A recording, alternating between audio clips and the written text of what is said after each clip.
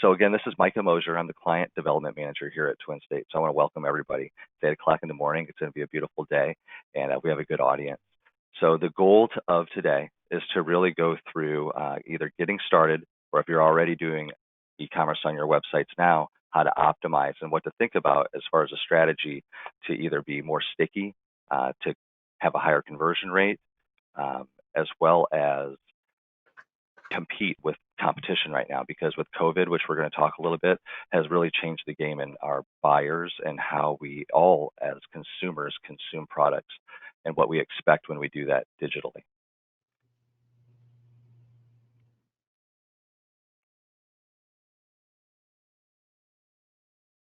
All right, so just a quick introduction of Twin State Tech. So we've got some of our team on the line, so I'd like to hear from Eric and Beth as we're going through this and put in some good input, because we've got a wealth of experience with doing e-commerce deployments. And we're going to talk about the different types of scenarios of e-commerce deployments, from a SaaS or a software as a service package solution to even custom, and what that means. But our team's got a lot of experience, and we're going to talk about specifically some of the technologies that are available and what to consider when you're thinking about technologies and solving this problem. But we're going to talk a little bit about training as far as what we have coming up as well every month, just so that you guys know we do a client event where we're doing training like this. So hopefully this is valuable for you, and you'll come to our next ones. Stay tuned to our newsletters. That's how we let everyone know. So the agenda for today: what's going on in e-commerce sales today. We're going to talk about trends right now, what's happening globally and nationally, what's been affected with COVID-19, and then we're also going to get right into the technology and talk about pros and cons. And then we're going to talk about strategy and optimizing. So these are going to be step-by-step considerations that I think could either improve your existing e-commerce setup, or if you're just starting, these are really important things that can really streamline the process and convert into sales. So I wanted to ask, just think about, how have your buying habits changed recently in the last few months with COVID? So, there's a lot of statistics out there that show that e-commerce sales are up. I'm going to show you what industries are up, because obviously some are down. But I thought it was interesting when I learned about retail therapy. So with the current pandemic, people are wanting to, stay safe. They're not wanting to go to stores, but they're also wanting to take control over something that they can take control over. So with all the things that are currently out of control and out of spend and out of regular orbit with all of our lives with COVID, online shopping is a piece of physical psychology and therapy for people right now. And I think we can probably attest to buying things online and getting a package in the mail and appreciating that right now. But with that, we're seeing a lot of challenges with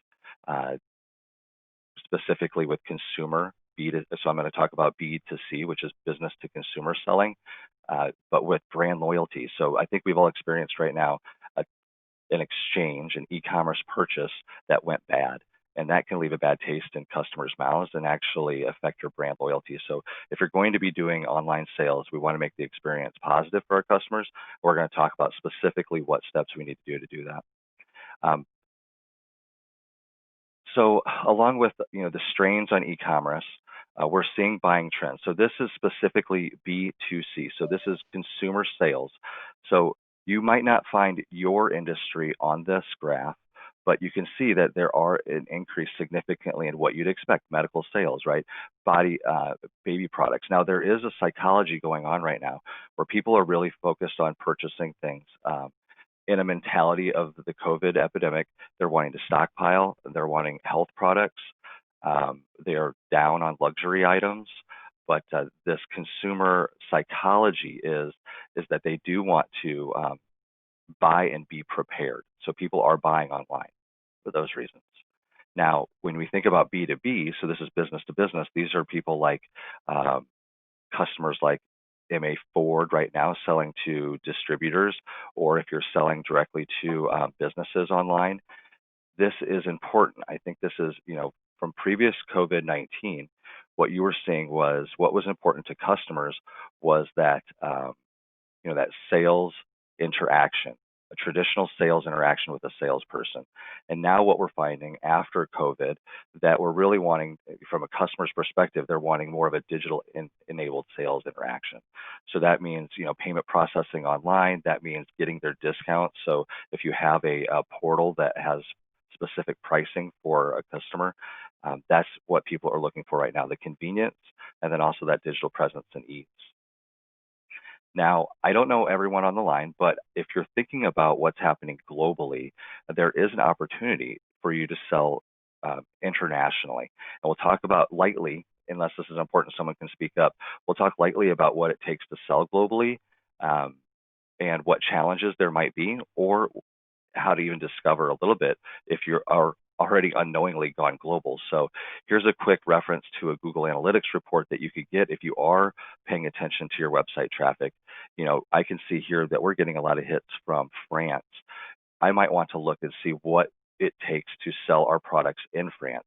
And we'll talk about, from barriers from language to currency to shipping, and we'll identify some of those. But here's a way that you can quickly discover maybe there's an opportunity that you haven't thought about. And that last slide showed that globally, the U.S. and Western hemisphere, it really isn't making up the most of the purchases online today. So I want to jump right into some of the popular e-commerce software, because I think if you're thinking about doing e-commerce, you're thinking about some of these solutions that exist. So what are the differences between these packaged e-commerce software? And then we're going to talk about what the difference is between a custom e-commerce software.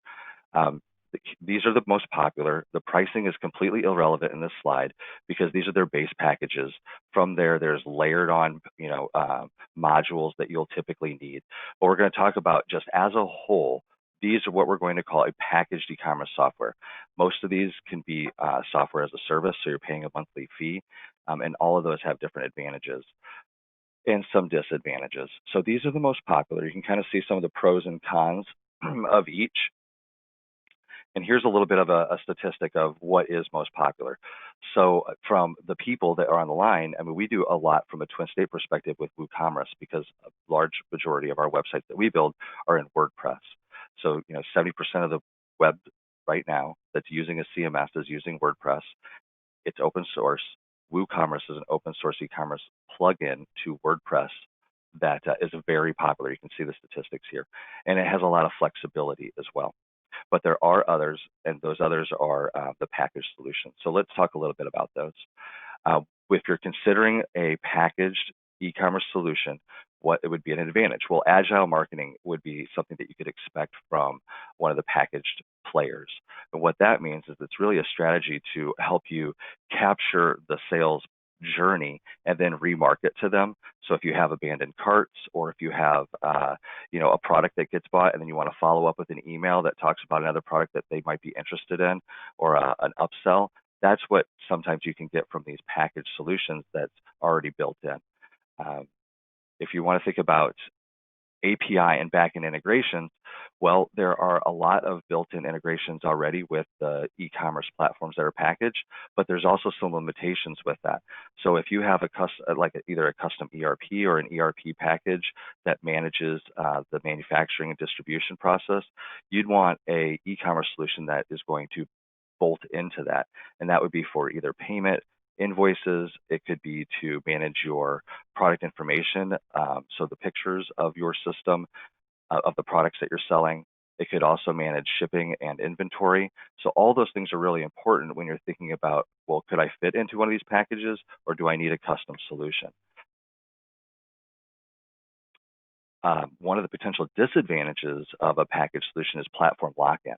So you could definitely re-platform and come from an existing, WooCommerce or Shopify and move to another, but that's a significant process. And you can also find yourself into like a subscription model with these that can be quite expensive when you need to add modules for maybe international selling when you're growing. So platform lock-in is a potential disadvantage of the package solutions that you want to keep an eye out for.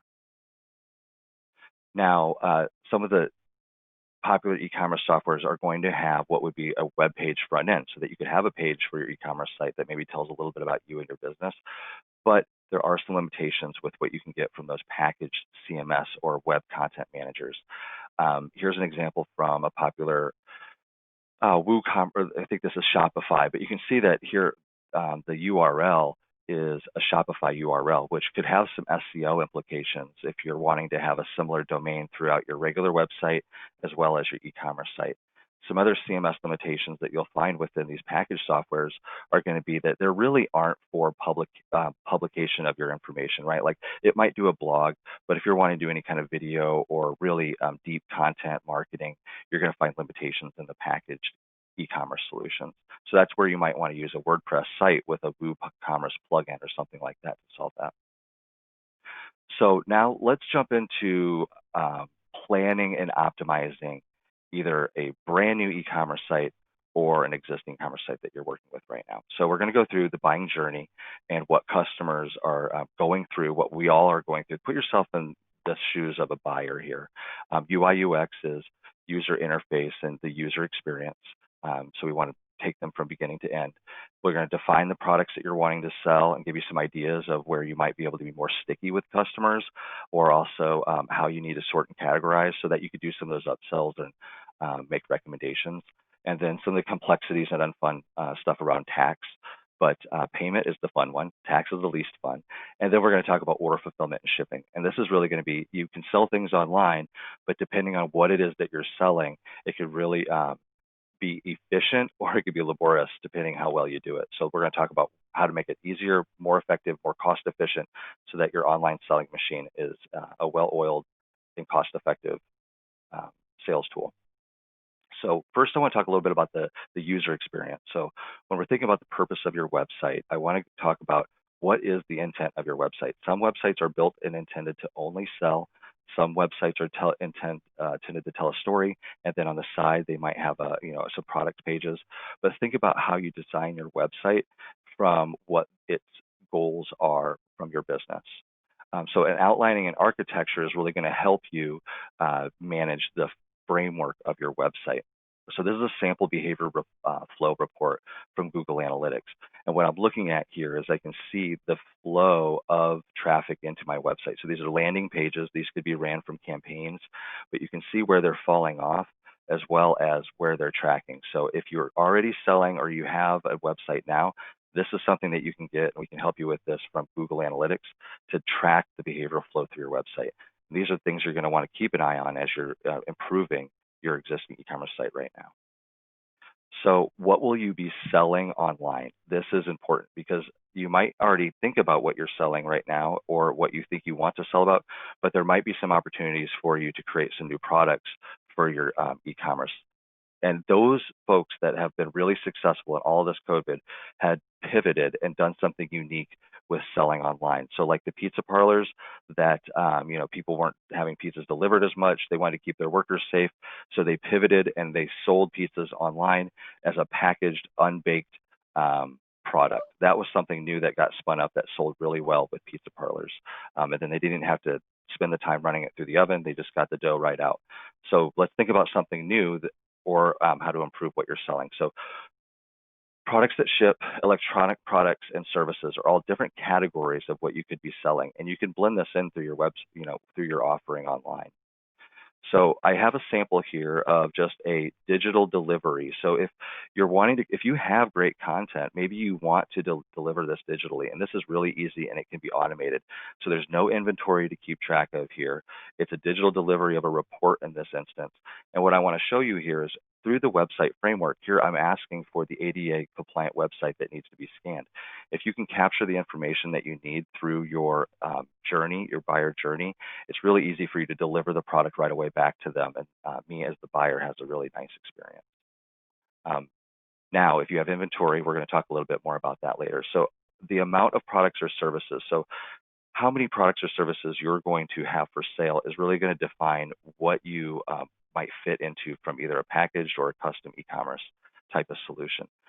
So when we think about the products, you're going to thinking about how many different individual t-shirts you're going to have. So am I going to have 50 different t-shirts, and those are going to have 3 different sizes and 4 different colors? You can kind of see how your product list really starts to grow.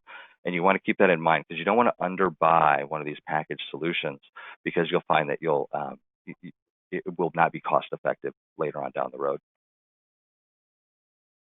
All right. So we talked a little bit about the products and how to separate them from women's clothing to men's clothing.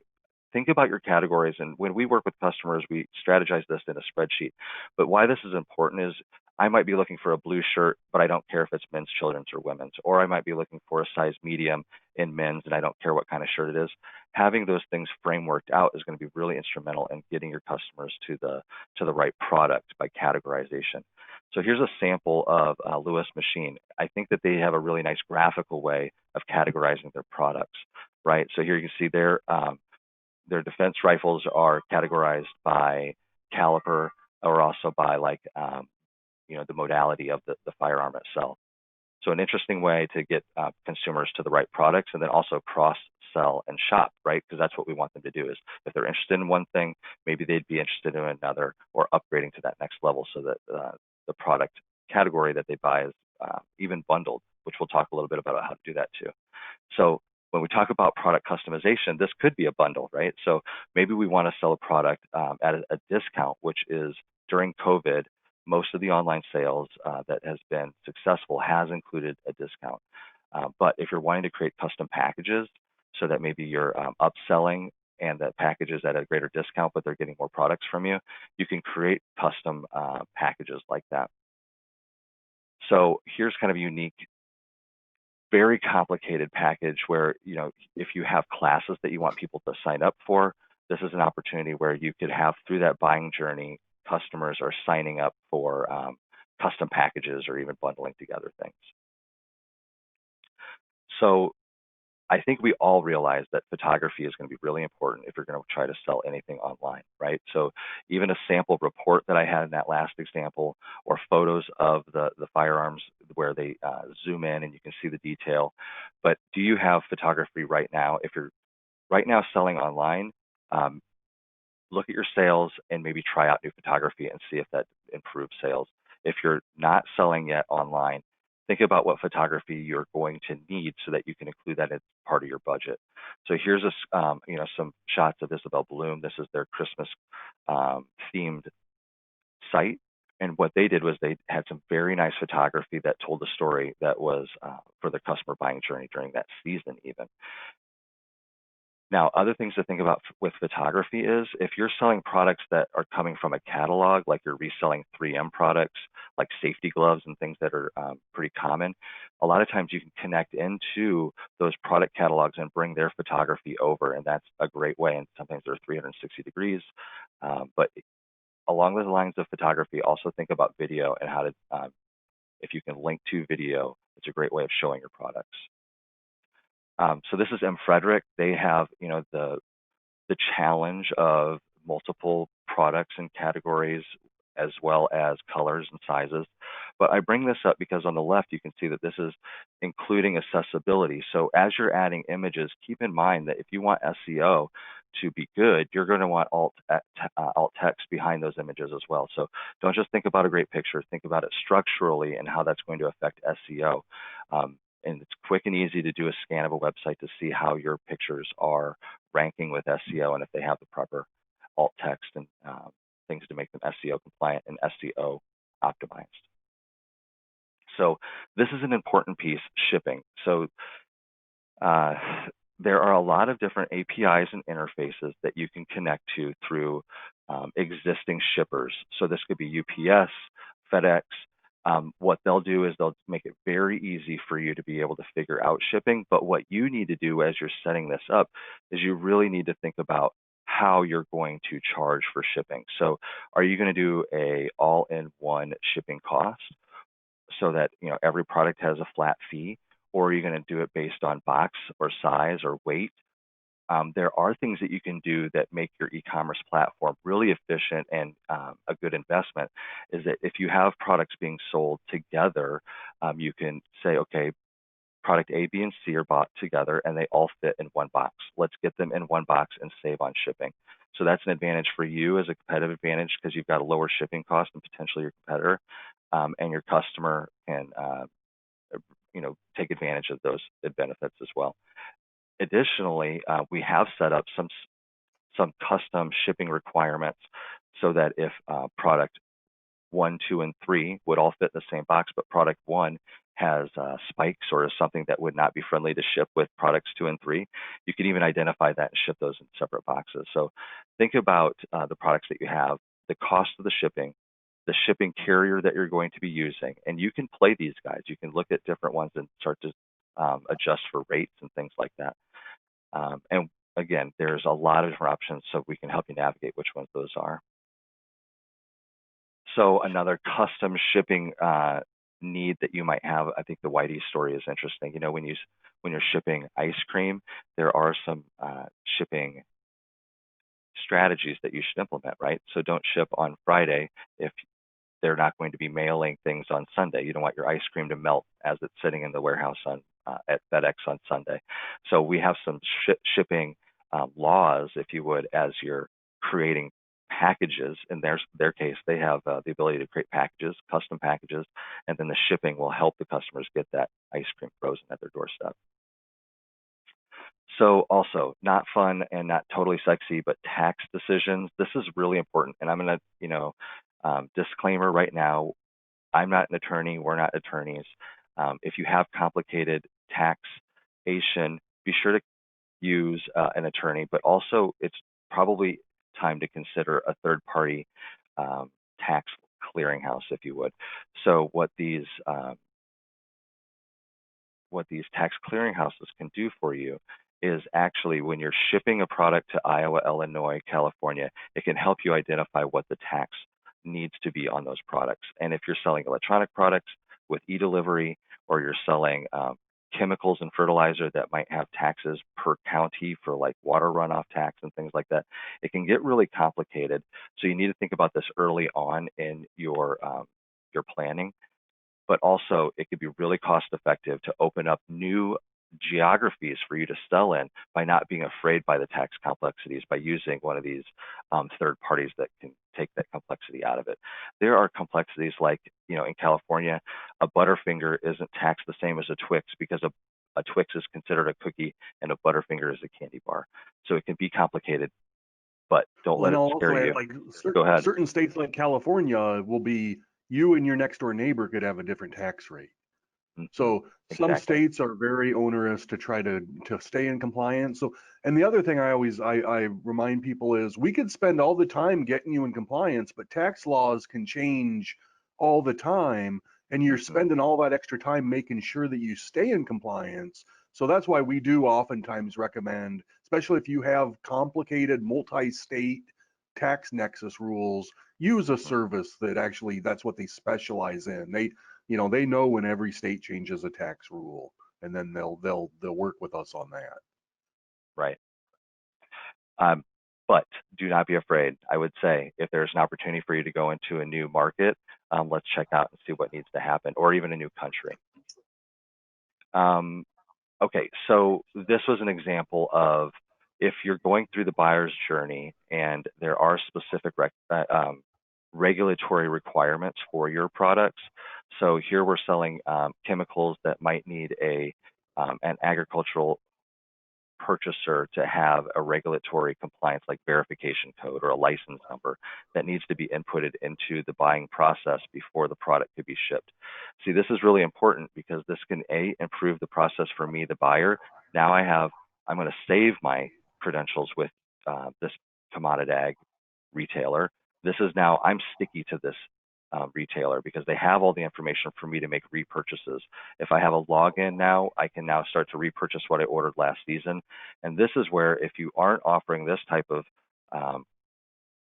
relationship with your customers, you should consider this, because this is how I think, those that are getting in more online sales are having this type of relationship with their customers.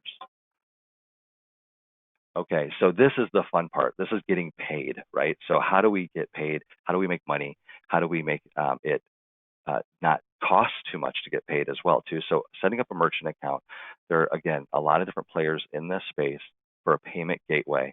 The reason this is going to be important and the strategies that you want to consider while you're doing this. Okay, so when we make purchases online, you and I, everybody on the phone, typically you're not making that purchase literally on the Twin State website. You're using a payment gateway. you're using what's called an iframe typically that makes it look like I'm entering my credit card on your website, but I'm literally entering it into PayPal or another secure payment gateway. There's a big advantage to doing it this way. For one, it takes the CPI compliance out of you, the seller's hands, right? Now you're not keeping track of credit cards. That reduces the compliancy and regulatory requirements of you because the payment merchant gateway is going to take care of that for you. They also verify the credit cards as well, and they can even take some of the responsibility if payment doesn't go through or the product, has a problem with shipping. Other things to consider here is it costs money to use these payment gateways, right? So you can talk to your local bank. Sometimes they have a merchant account that you can use, or you can talk to some of the bigger dogs that are really popular out there.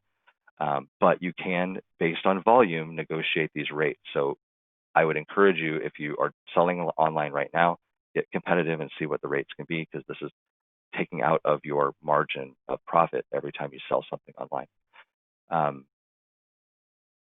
Other things that I would say about the payment gateway is there's an opportunity with these payment gateways to set up a sticky relationship with your customers again, with automatic payments. If you want to sell a product that is going to be a reoccurring payment, like monthly, that is the subscription model. I highly encourage you to consider what you could create as a product as a subscription model, and these payment gateways can do that auto deduction for you monthly for your customers securely. And people, like me as a consumer, I appreciate that. I think that's a nice way of The other purchasing. thing these gateways are doing is they'll be the ones that will store the credit card. If your customer says, yeah, save my customer on file, we'll Hmm. never do that. You'll never want that information or that regulatory compliance and risk.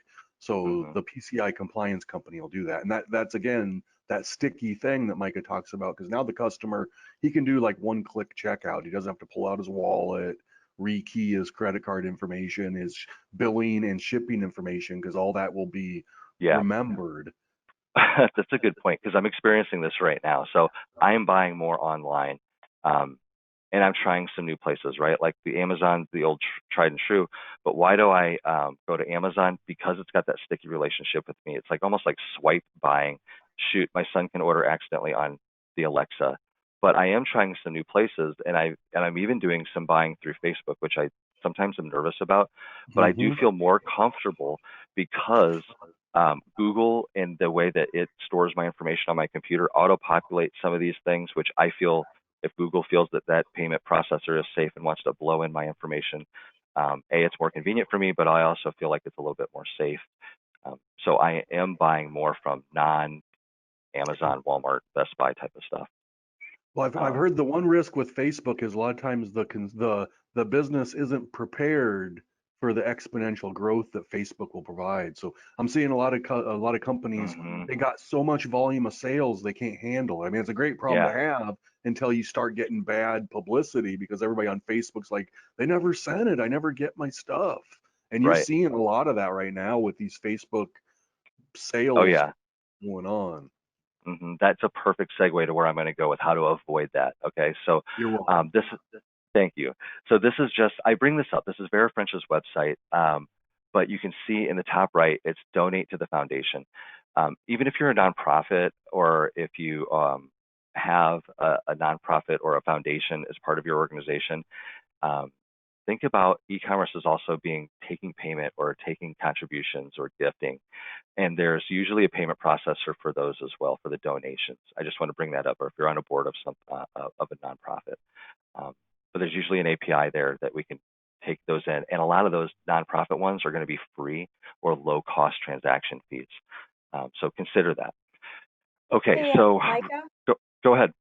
I just wanted to add that there's a lot of behind the scenes things that a lot of this software does that becomes obvious to us as developers, but really these products aren't all the same. So the level of sophistication of Hmm. monitoring of sales that are lost, I mean, we're running some very expensive, $1 million. One guy tried to order legitimate order on one of our sites, $250,000 order in a very big e-commerce site, but the bank processor wouldn't let that go through. Well, the more sophisticated you get, you have monitors and logging that show you that that's trying to happen. In the Hmm. smaller sites like Shopify, oftentimes people you don't always get those capabilities, or you have to pay more for those capabilities. And it just becomes this big frustration to smaller customers because they don't know that they maybe can't get that, or that they can get that, but the steps to get that are numerous. And so we're not trying to make it be complicated, but just say, like, the more that you sell, the more things you end up having to turn on and monitor in order Right. to Yeah, manage the sales. So it's absolutely an evolution. And what Beth brought up is, I mean, these are really interesting and fun things, but they are sometimes they're problems for the business. What she brought up was actually the $260,000 payment the credit card took. Our shipping company said that's too heavy. We don't. So when they actually tried to fulfill it, it was saying we can't give you a rate for this. So the consumer wanted to buy, and at the end, the shipping company was saying we can't fulfill this order. So those things we love to work through with you guys on those, all those. That's a great problem to have, to where right, you're getting so much volume that the shipping company's saying we can't ship all your goods quick enough for you. right. So that's a really good point. So I skipped ahead a couple slides to talk about how we need to talk about tracking limits on items sold. So some of the conversations that we typically have is, if you have 10 of an item and it's for sale and it's going out, like the next big thing, how do you want to show your customers the inventory level, right? So do we take it off the shelf when they put it in their cart, or do we take it off the shelf for others to buy when they actually pursue with the payment transaction? So there's some ways that we need to think about the inventory and how we manage that. So I'm also going to talk a little bit about how the integrations into what's managing your inventory or your accounting system is going to be really key. So there are custom integrations that can be done, but there are a lot of third-party integrations that already exist. So you can see kind of, the QuickBooks that are out there, the Dynamics, the ERPs, things to consider when you're thinking about integration. So uh, if you're familiar with the term ERP or an inventory management system or your manufacturing or product management system, um, sometimes there's module fees on their side to integrate for e-commerce. So take that into consideration and talk with them. There are opportunities where if there's an open database that custom integrations can be developed. We've helped a lot of customers with that. And then there's also some things about your business flow that need to be taken into consideration, right? Like, so what are the pieces that are a manual process now that we can automate and then actually make even a sale take less time than it did if they were to make a traditional sale through a salesperson or over the phone? Um, this is also an area where you might want to look at what marketing communication systems that you want to integrate. So there are a lot out there. I didn't want to get into the weeds on each individual one, but there are some really easy ways to get started with just even like Google Analytics and evaluating the e-commerce sales um, and volume. Now, that brings me to a point that I wanted to bring up. So if you're doing e-commerce sales online, one of the disparities that you can sometimes find is that your e-commerce sales data, like your your Google Cart or your BigCommerce or your Shopify numbers of sales, like the volume and actual revenue that you're seeing as a graph of sold this month, can be off if it does not reconcile with returns or back orders or other things like that. So just keep in mind that you often are looking at reports from two different places, and if you aren't marrying up your e-commerce sales to another number, it could just be an area of blind spot. So I'm going to go back just a couple slides and talk about reoccurring billing. We talked about this as an area of opportunity where you can do monthly, but I just did want to emphasize that this could be an area of opportunity for a new product if you haven't considered it. So then I want to jump in a little bit to the products that you have for different customers. So this is tying into a lot of different areas of the UI UX or the, the graphic design of your website, so that if you have different consumers coming in, so maybe it is a consumer that is specifically for education, and then you have a consumer or different buyer persona that's specifically manufacturing. You might want to have different products or product titles for those, but really linked in the background that they are the same product, but maybe they're packaged together differently. Um, Also, I think that if you're not doing this now, you may want to, that graph that I showed where people are wanting more of an automated process, here's an area of opportunity that you can do this with a customer portal. So Micah logs in to Dell, and I always get the same margin of discount on the purchases that I need to make through Dell. If your customers could have that relationship with you, maybe based on volume, you could do that. Hey, Micah, you're a premium customer. You're going to get this discount no matter what. You don't even have to talk to the salesperson. We're just going to give it to you. That can tie a very strong relationship with customers to do those auto purchase orders through your system. Now, I will say some of the experience that I've had in the real life is that people do want to feel like they've had a salesperson, give them the best price that's possible. So there's an opportunity there for some things like, automation from an email. Micah just is asking for a quote. Micah got the typical 20% off through my purchase portal, but maybe I get an automated email from Eric, the salesperson, that says, hey, Micah, I saw that you were, purchasing. I just want to let you know that I reviewed this and you got the best price. So there's a lot of workflows that you could do to create a sticky relationship with those wholesalers or retailers, distributors, but still give them that personal touch. Well, and just to add on to that, also, we find often that the user experience and what they're looking for is significantly different. They're wanting oftentimes a more clean, quick order process. Like a lot of times, quick order forms where they just key in part numbers and quantities. So sometimes the entire shopping experience is different for your wholesalers, your distributors. They're not really needing to see the flash and stuff. They're wanting to quickly have reorder forms. So Yeah, sometimes that's the a good point. actual the process is completely different, and the user story that we take them through is different than a retail shopper. Yeah, and how I think about that visually is like if I'm a retail shopper, I need to see the product, I need to see the image of it. But if I'm a rebuyer and I've got the relationship, I just want, I want a spreadsheet. I want to click through and say purchase all again. So it's a totally different buyer experience and user experience. That's a good point, Eric. So this is just tying back into some of the reports that I was mentioning earlier. So this is a Google report tracking online sales. This is fun to see. This can mean a lot. That very first slide I showed of behavioral flow, where you can see people coming in through a landing page and where they fell off or if they made a purchase. This is also an area of opportunity that you could see buying habits, so that if you have a peak during a season, maybe you could do some marketing before that and get those people that made purchases before back to you. But there's great data out here, but like marketing and sales, you need to look at it and then continue to improve your e-commerce game, because this is competitive. People are going out. We're getting a lot of calls. This is why we're doing this presentation, because a lot of people are trying to sell their inventory that they have right now during COVID, or their brick and mortar shops have been closed up. So it's important that you're doing it well and trying. It's not something you can just stick to the wall and build it and people will come. It does take an effort, and here's the data that can help you improve it. Some other data-driven insights that can help businesses that are selling online. There are other third parties, like this is Leadfeeder. I mentioned this a lot, so some of you that have worked with me before have seen me use this tool.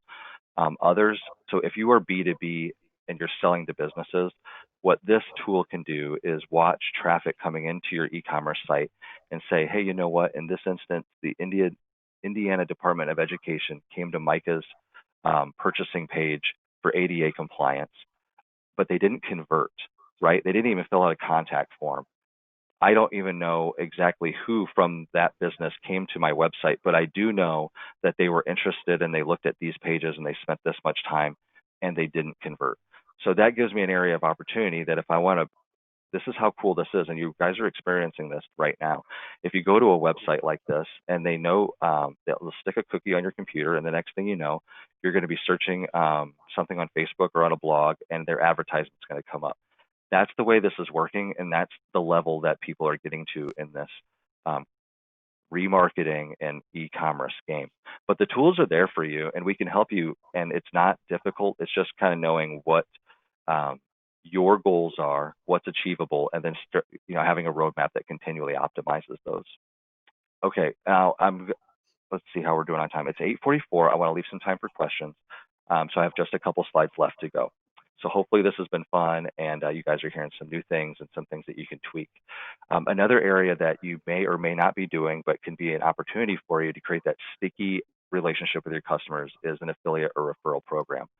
So I think they're pretty obvious of what an affiliate or referral program is, but this is a great opportunity at the checkout process.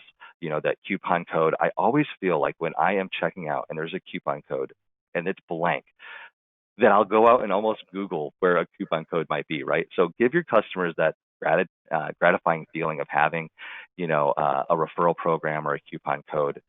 It doesn't have to cost a lot, and it really can build that brand loyalty to you.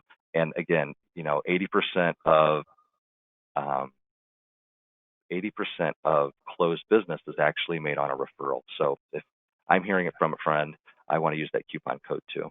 Oh, by the way, here's a coupon code. If you use Leadfeeder or you want to check out Leadfeeder, there's a free trial. In the coupon code, put in TSTS, like Twin State Technical Services. After your free trial, if you like it, I think you'll get like some 20% off or some percent off. So there's a coupon code for you to check out Leadfeeder for free. Let me know if you do it. I'd be happy to help you out here how it's turning out for you. All right, so fulfillment reporting. This is where Eric was talking a little bit about the flow of purchases. So I made a purchase online and through Facebook, and this was a disaster, and it made me feel like I made a bad decision purchasing from this retailer. But this also can really improve your workflow. So fulfillment reporting, what I'm talking about here is when an email or when a purchase gets made, do you want an email to come into you so that you can start the fulfillment process? Do you need to manually review things before they get approved? So some of the products, you might need like a personalized quote or something like that. And then what happens with inventory and having to pick the product or even sometimes manufacture the product with your ERP? So there should be a workflow when a purchase gets made. Yes, it can just send an email and you can go back to your manual process or your regular process of a sales order. But this is where you can say, I have a 24/7 salesperson selling my products online. And when a purchase gets made through that sales process, it is actually more efficient because it gets all the way through printing the shipping label without a person touching it. So that's where you can have a real competitive edge. And you can work your way up to that, but having this discussion up front when you're doing your e-commerce planning is really important. And if you're already selling online and you're doing a manual process, this is an area where you can shave off some of the cost of doing business and even make the experience better for your customers, because part of this is also going to be sending an email to the person that just made the purchase, right? So Micah just made a purchase. I get that comforting email that you got my order. And then, maybe an hour or two later, it says that, the order's been picked. Those are all processes that can happen through here with this fulfillment reporting and communication process. Well, I was going to add too, Micah. So there's a growing trend. Younger people don't make phone calls. They don't want to make phone Oh, no. calls. Mm-hmm. And I think more and more you need to start coming up with a system that handles the ability to do everything through lack of a phone call. And honestly, for businesses, it's great not having to man the phone. I mean, that is a good end game for us to cut down on that type of activity. But you are seeing that, the generational difference between picking up a phone, just not wanting to do it ever.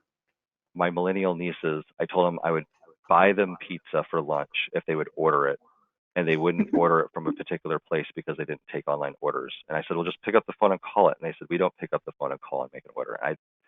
It just blew my mind and put things in perspective at the same time. Yep. All right, so now we are going to bite the bullet and we're going to sell things online, right? So either you're doing it now and you're going to re-platform to something more efficient that is going to up your game, or you're doing it for the first time. One of the considerations that you want to take into is migrating data into the new site. So this is where I was warning you about platform lock-in, right? Can you get your data out of what you're selling in right now? If you're told no, talk to Eric, and Eric can try to do a mining of your data.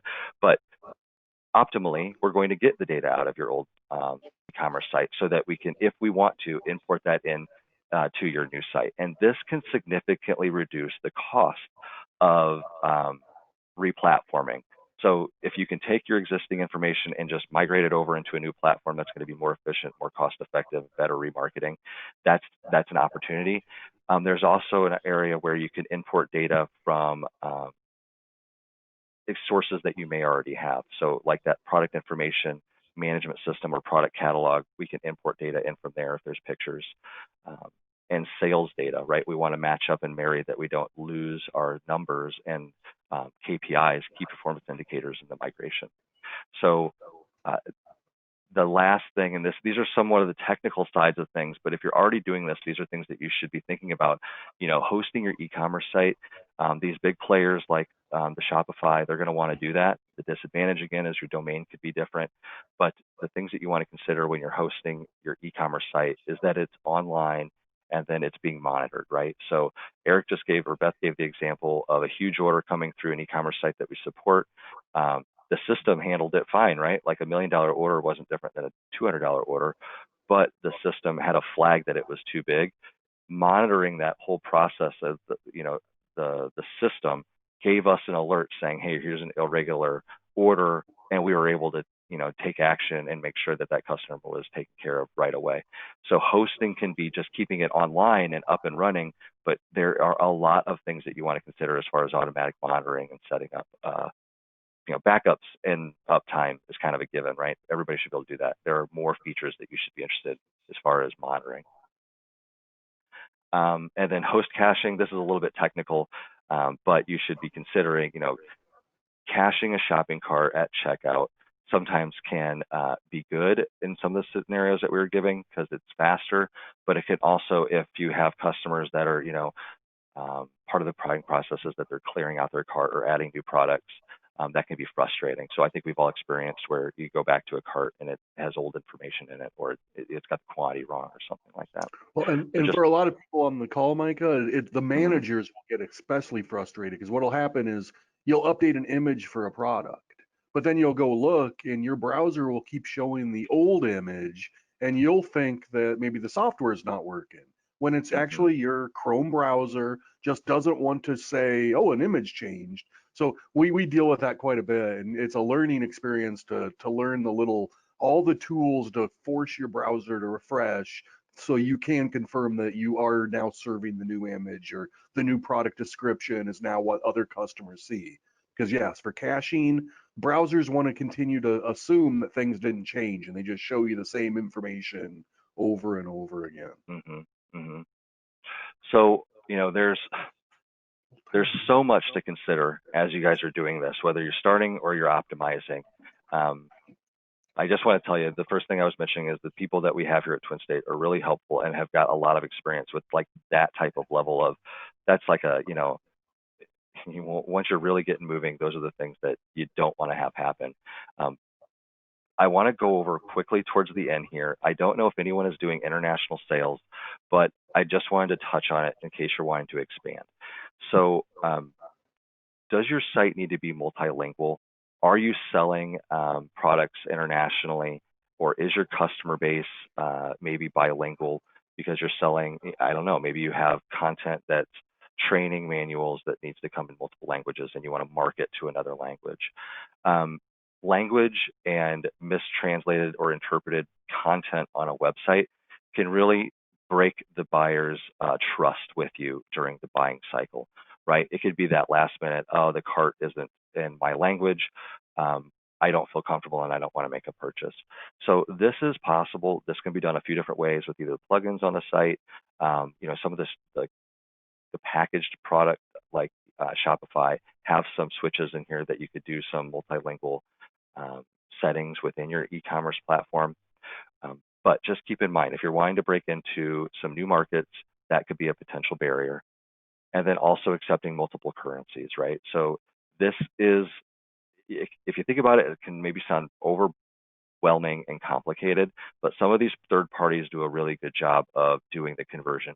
Things that you need to consider are, how are you going to be doing some of these conversions, right? So do you want to, have, the example here is, I think, $1 in, I don't know what this one is. So $1 in pesos is 50 pesos. Do you just want to do that average conversion, or do you want it to, be based on like the volume of the purchase or the quantity of the purchase? So there are some options here, but if you're wanting to expand into other countries, it can be easy with a third party. So that is everything that I wanted to cover. I hope that took us through some basics of what's happening right now in the market. It got us through some of the technologies that exist, some of the pros and cons of a packaged e-commerce solution versus a custom e-commerce solution. And then we got into the weeds of how to optimize and even get started. But I think we have a few minutes for questions, and I'd like to open it up and answer some if I may. Well, I'll start with, I only heard commerce once, so great job, Micah. Did anybody disagree? Did they hear it more than the one time I heard commerce? You should make that a drinking game. That's funny. A coffee drinking game. If we keep doing these at 8 in the morning virtually, we'll make a coffee drinking game at the end of it. We'll all be hummingbirds at the end of the day. I think you also did a great job, Micah. Hey, thanks. I appreciate it. The one thing that I might want to mention too is some of these tools you'd want to look at. You mentioned Lead Feeder, but like some of those, it doesn't do the email blasting, right? Or will it? Okay, so like a constant contact type thing, something to help with you. Yeah, codes. Yeah, it does. I mean, some of this cool stuff that I'm doing right now with integration. So, yes, I'm just getting started with this, but it completely can be done. So I get a hit on Lead Feeder that shows me that Indiana University was on our website looking at this page. Based on them being on that industry, based on them being on that page, I can automatically or automatically import them into HubSpot CRM. And from there, I'm using their automated marketing tools. Now, that's where you start looking at licensing and things like that and what the best tool is for you. But you can do some things like that with Salesforce as well. But there are APIs that need to go back and forth through those. Well, I know that one product that a lot of our clients use is Constant Contact as a way to send out mass emails. Like, so if you create that coupon code, use Constant Contact or something like that as a mass email to bring traffic back to the website. And then you can do some advanced analytics to track how well those coupon codes were turning into clicks on your website versus conversions for sales. Yeah, I'm glad you brought that up because I mean, this is to the point that if you build it, they will come. It's just not true, right? You really need to have a strategy on how to get people to your e-commerce site. And this is where SEO is going to be really important. And there's some strategies to accomplish that with your e-commerce platform specifically, and also your web content. But you do want to be looking at these and ranking high for the keywords of the products that you sell. Well, I had a lot of fun putting this together. I hope this was helpful for those that were on the phone. Stay tuned for a quick brief show note in the next week or so, and we'll summarize this into a blog. If you thought this was helpful, please share the invitation to our newsletters, because that's how we typically tell folks that we are having these events every month. And we also put a lot of tips and tricks out on our social media. So if you haven't connected with us or me, please do, and we'll try to keep you guys informed and making great decisions and optimizing. So with that, I want to say thank you, everybody.